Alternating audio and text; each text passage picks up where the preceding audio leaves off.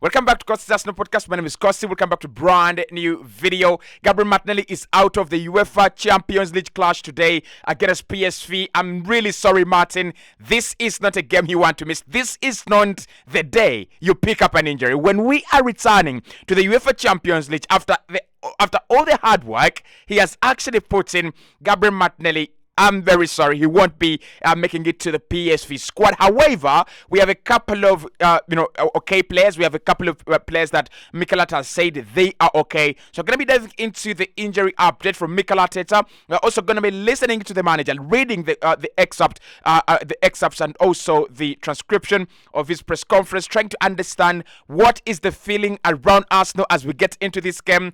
I'm nervous. I'm purely nervous. And it's not because PSV and Hoven are a side that will obliterate Arsenal. It is just because it's a new competition to us. It's a new competition to me and you. And therefore, we have a reason to not understand whatever is going on the streets of the UEFA Champions League. Hit the like button, subscribe to the podcast as well. Let's dive into Mikel Arteta's press conference and what he's been talking about. How ready are we for the UEFA Champions League? Right, on your screen is definitely Rodri, but of course the press conference starts here. Mikel Arteta on how he feels ahead of the first UEFA Champions League game as manager. He says, I'm proud and very excited. It's been a very long time for the club since we have been in this competition, and obviously it's the first time for me as a manager, so I'm looking forward to it, and I'm very, very proud and excited. That is what I feel as well. I'm very nervous, but also very excited. I'm not really, feeling proud.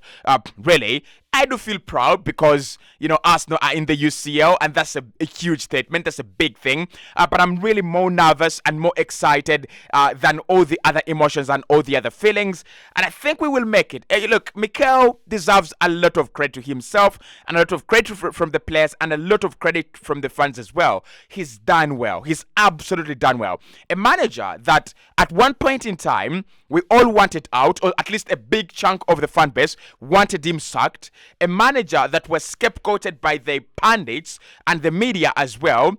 And the manager that was, whose head was called for a lot of the time in the mainstream media, on social media. For him to be part of the UEFA Champions League 23-24, it is special. It is absolutely a special achievement, right? So Mikel says he's proud and excited for what the club have done. On whether it's the same for the players, he says yes, because we've been chasing it and fighting for it. Now we've got it. We have to make sure we have to make the most out of it. It starts at home, and I'm sure our supporters are going to be really excited about it. And it's about managing, and it's about managing, and that and enjoying the challenge as well. Yeah, the players must be excited. I mean, when you read into the emotions and you read into the interviews that most of these players did, actually they were talking about, I want to come to Arsenal to play in the UEFA Champions League. I can't wait to play for Arsenal in the UEFA Champions League. You look at the likes of Kai Havertz, you look at the likes of Declan Rice, look at the likes of Julian Timber. You play for an Arsenal side that is in the UCL, but also they're playing for an Arsenal side that is, much more likely to win the Champions League as compared to where we were, a couple of years ago with Arsene Wenger. So, look, they must be excited, and they're right to be excited because they absolutely deserve it. Mikel Arteta on Gabriel Martinelli's injury update. He says he felt something in his hamstring. Oh, Jesus Christ. That's bad. That is bad, right? If it was a groin injury, probably much better, but hamstring.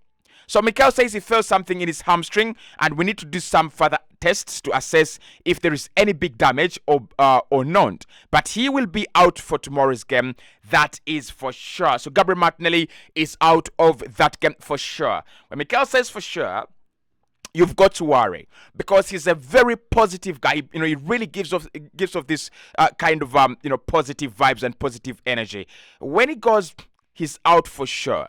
There is something really, really wrong. But what I want to say here is, it will give a chance to Reece Nelson, it will give a chance to Leandro Trossard, and it will give a chance to, most importantly, Fabio Vieira and Kai Havertz. I would love to see Fabio Vieira and Kai Havertz in the same team. Yesterday, I was watching Manchester City, and Matheus Nunes was playing alongside Bernardo Silva. Bernardo Silva was playing, kind of really wide on the right-hand side, and Matthias Nunes was playing in that pocket of space. So I would love to see something like that.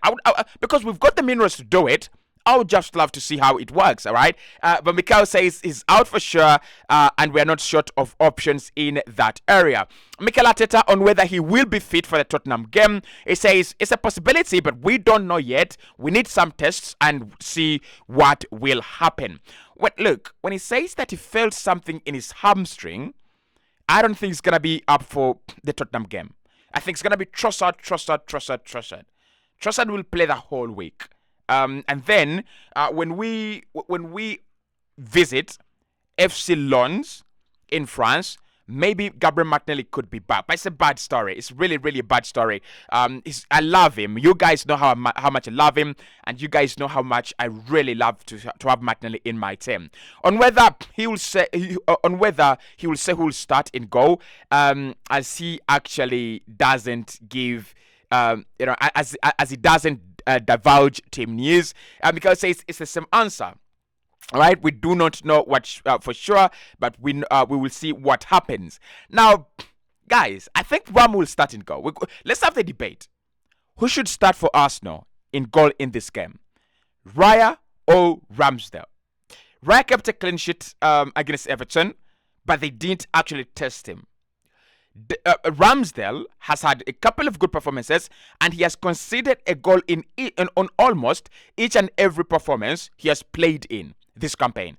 A goal against Man United, a goal against Nottingham Forest, two goals against Fulham.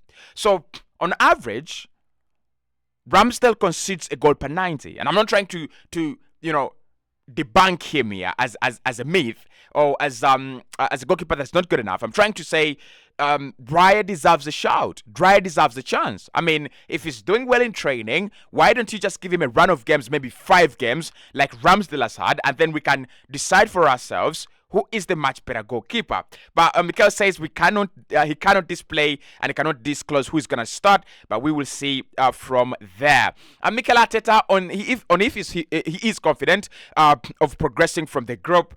Come on. He says that's what we want to do, but it is football, and tomorrow we are going to play against a really good team. They haven't lost a game this season, and they have won majority of them, and they are used to winning like every other team that is in the Champions League. It will be really tough test. It will be a really tough test for us. I'm sure about that.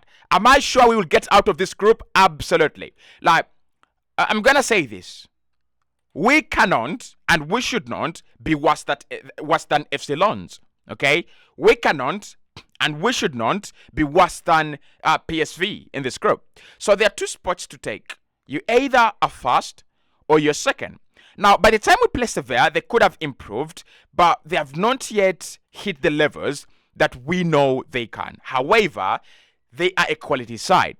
But if Arsenal can pick up 3 points at the Emirates Stadium, a point in Spain, 3 points at the Emirates Stadium against PSV, and a point in the Netherlands, that automatically means that we just need to clear out those 6 points against Echelons, and we'll be leading the group. I'm not even afraid. I'm actually not even afraid that we might not, go through. Second, probably. First, I would love to. Not getting out of the group is not an option. It's not an option in my. I don't have that in my vocabulary. Not this season. Definitely. Right, Mikel Arteta on the importance of senior players who have played in the competition before. Mikel says it's a great competition and it's great to have a mixture and the excitement it creates of playing for the first time. I sense it. We have players that have played in it for many years, and some of them have actually won it. It's just mixing that experience and deciding to make your debut in the right way to perform at the very, very highest level. Champions League is about pedigree. We all know that. And Newcastle will tell you. They played AC Milan. I think the first 45 minutes, it was kind of balanced. In the second half, Newcastle were blown away. And they are thankful, and they should be thankful to Nick Pope that he stood his ground. I think he's the only player that remained as resilient to the end. So Champions League is about pedigree. Players that know these spaces, players that know the feeling, players that know the demands, right? And our players do not have that, and therefore we are going to start building that. We're going to start building that right from scratch. But I think Jorginho is a key player. Kai Havertz is a key player. Odegaard is a key player. Zinchenko is a key player. Gabriel Jesus is a key player. Players that have been in this competition are really going to be very, very key for us. Mikel, and if he was surprised by the reaction to his goalkeeping switch on Sunday, he says no, because I respect opinions and I understand the questions, and I understand historically what happens. He says, for me, there is nothing different. We've been doing it for many years. When Bandano was here, we brought Aaron in, and I don't see any differences. But it is my job. I have to answer the questions in the best way and most honest way possible. And as a manager, my job is to do what I feel is the best for the team and for the club as well, not for me, right? So he wasn't surprised by the fact that people really called dropping Aaron Ramsdale an embarrassment, a disgrace, disrespect. Was Aaron Ramsdale disrespected by dropping him? I don't think so. I really don't think so. We all knew there's going to come a time when the better goalkeeper that we have signed has to get to work. And Raya has to earn his money, and so does Aaron Ramsdale. There's so many competitions. We have Brentford on Wednesday. I think it's Tuesday, Wednesday next week. You have Tottenham Hotspur on Sunday. You have PSV Eindhoven today. It's simple, right? You just want to rotate your team. You just want to have those options. And that's what Mikel Arteta is trying to do at the moment. Mikel Arteta, on the importance of our supporters tomorrow, he says, we will see tomorrow night, but I'm sure it will be incredible an atmosphere, and they will create a special night. I've played in a few of them with the club, and I have beautiful memories of them. So we are waiting for the manager. For the fan base. Mikel Arteta on the role of Martin Odegaard has on the role of Odegaard has had in the rebuilding process. It says he's our captain and really an important player for us, a player who has developed, evolved, and has been on this journey with us together for a few years now. He's been really instrumental in everything that we do, and building the culture that we wanted and recruiting the profile and the players with the right specificity to play the way we want to play. And obviously, then the level that he has performed at has been really, really consistent in a way. I love that about Odegaard. I really, really do. He's one of the players that just give Arsenal a consistent run. He's really consistent. Now, I think that is going to be the key difference when it comes to talking about Odegaard and Bruno Fernandes. Fernandes has crazy numbers. Like, he can create 10 chances in a penalty. But my problem with Bruno is, can you do it consistently? Can you do it every now and then, right? So Odegaard, key player, absolutely key player. Mikel Arteta on whether he will be nervous heading into this game. He says we have to treat it like any other game. We are used to playing top opposition every week in the Premier League, and tomorrow again we're going to have to play against the top side, fighting against us. The good thing is that we have the experience that every 3 or 4 days in the Premier League, so it won't be any different tomorrow. On the response from Aaron Ramsdale, it says, I don't want to talk about the response from every single player in the squad, whether they play or not. Sorry. On Fabio Vieira starting against Everton, it says, Mikel says, I said many times that I haven't played Fabio enough, and he hadn't had enough room in the team with the competition that we played to participate more. But every day we see that talent that he's got and what he can bring to the team. I was really happy with his performance over the weekend. On juggling Premier League and Champions League and keeping players happy, Mikel says to be happy, they have to play and they have to feel important. They have to feel valued and they have to feel that we trust them. It's not only it's the only way to do it. I will try to do it in the best possible way, maximizing them to get the best possible performance. That is it, right? I think with Fabio Vieira, just a point on Fabio Vieira. I love what Mikel Arteta did. When a player does well, you've got to reward them.